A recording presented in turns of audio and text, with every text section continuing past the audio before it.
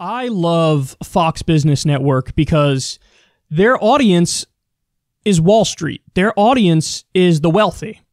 And this is actually a point that Noam Chomsky has made in the past about the Wall Street Journal. That paper, if you go to the opinion section of that paper, you get more honesty about the way the system works than you get reading like the New York Times opinion section, where it's like they're liberal capitalists and they're liberal imperialists. And so there's this kind of like built-in obfuscation on the reality of what's going on. Whereas when you go to the hardcore conservative outlets, they just let it all hang out. So there's a degree of more honesty there. So Fox Business Network, all they do is, serve Wall Street, and it's corporate propaganda central. They bring on CEOs to tell you that their corporations are wonderful and you should invest more money in them, even if they're imploding and going bankrupt. So this is a moment of the mask dropping, and they don't even do, the Trump tap dance or the Tucker Carlson tap dance or the Josh Hawley tap dance, which is like do a little fake populism to make you think I'm on the side of the worker. This is Stuart Varney doing what Stuart Varney does best, which is being a little too honest about how terrible his ideology is. And look at the direction he's prodding the government to go in when it comes to the COVID response. Well, I guess this is Politics 101, how to use the virus to get what you want when you can't get it at the ballot box. I'll call it virus abuse, and there are plenty of examples. Start with Illinois. That state wants you, the federal taxpayer, to cough up, $40 billion. Governor Pritzker says states need money because of the virus. Okay, that's true. But $10 billion would go towards paying pensions of retired government workers in Illinois. What's that got to do with the virus? Their pension problem has been festering for decades, but now they're using the virus as an excuse to grab your money. Here's what Treasury Secretary Mnuchin had to say about that. Roll tape. I think it's very clear that anything that Congress does is not going to have a bailout of pre-coronavirus issues. So states that were mismanaged beforehand are not going to get a federal bailout. All right, not going to get a federal bailout. There's straight talking for you. Speaker Pelosi, she's using the virus to push a universal income scheme. That's where every adult gets a big payment, no strings attached, every month. Democrat Tim Ryan on this program suggested $2,000 a month, and that would be on top of unemployment pay, welfare, and checks from the Treasury. The Speaker says this kind of scheme is worthy of attention. Please note, universal income schemes have failed elsewhere and have been soundly rejected by voters. But hey, why waste an opportunity to buy votes and dress it up as virus relief? That's not buying votes. That's doing what the American people actually want, according to the polling. So in other words, it's democracy. And to say, oh, it doesn't work, you just made that up. You totally made that up. They've been doing it in Alaska for decades, and it's working swimmingly. So what does that even mean? Oh, it doesn't work. What does that mean? If the idea is we need to get money to the people who need money, by definition, it works to get those people money. What does that mean? It doesn't work. The hell are you talking about? It doesn't work. That makes no sense. Does Social Security work? Yeah, grandma needs money, so grandma gets money. That works. Of course that works. These guys, man, oh, they're so disingenuous. That was so gross. But I like how he's proposing it. He's talking about as this scheme, and he's acting like Pelosi's really for UBI. Oh, please. This scheme to get people money.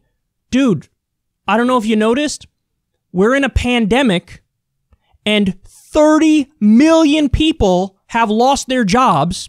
We're looking at Great Depression levels of unemployment, and it's people through no fault of their own lost their jobs. They didn't suddenly become lazy. So all these people are struggling. They can't pay the bills. They still have rent. They still have mortgages. So this is just to keep people afloat. He acts like this is, some sort of scheme to make poor people live like kings and sit back all day and relax, and that even when the pandemic's over, that people are not going to want to do anything.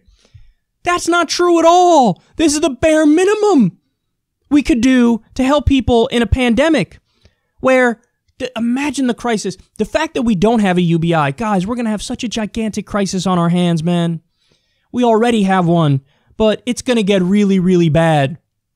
Because as soon as the pandemic's over, you could have a crisis of evictions. Right now, it's like evictions are temporarily halted in some instances, but as soon as the crisis is over, it's going to be like some insanely high percentage of the country is going to lose the roof over their head because they can't afford to stay in there because the bills are piling up and they can't work. And a basic solution to that is UBI. And he's like, stupid idea, bad idea. It's unbelievable. It's unbelievable. Okay, then the point about, Illinois says they need money from the federal government. Yeah, because they need money from the federal government. All the states that are asking for money from the federal government, here's why they're asking for it. Because Trump told them, hey man, the burden's not just on the federal government to respond in this pandemic and help people. The burden is also on the state and local governments. So you guys need to step up. You guys need to do your job. And so the state governments go, all right, bet, we're going to do our job. So they've stepped up and they've invested a lot of time, money, and resources in fighting back against this pandemic. But here's the difference. State governments don't have the funds to do it. And many of the state governments have, balanced budget laws on the books where they can't deficit spend. And states don't have their own sovereign currency, so they can't make the money printer go burr.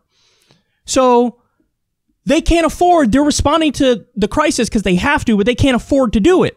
So when they ask the government for money, they mean it. They mean like, hey, federal government, seriously, we need you to do this. We need you to give us some money.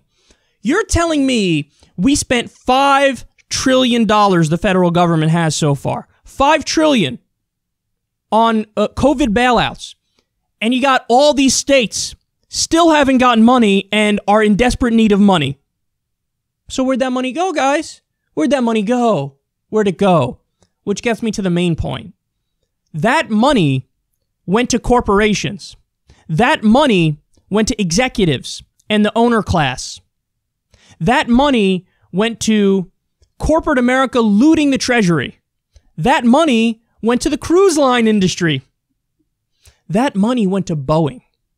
Boeing, who rushed a plane. The plane crashed multiple times, and they paid out millions of dollars as a bonus to the executive that made all these terrible decisions. Then they take a bailout. Then they lay people off on top of that.